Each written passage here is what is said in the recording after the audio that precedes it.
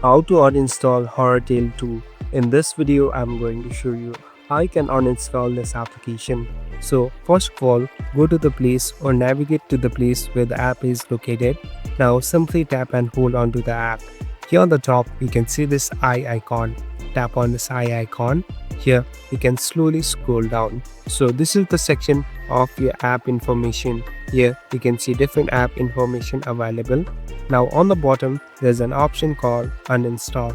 Simply tap on Uninstall. Now make sure you want to remove this application. So here, you can save the ID and password and even save the progress for later. So making sure that now again tap on OK. Now it will take some time, and as you can see, the game has been completely gone. Thank you for watching this video. I hope this video will help you.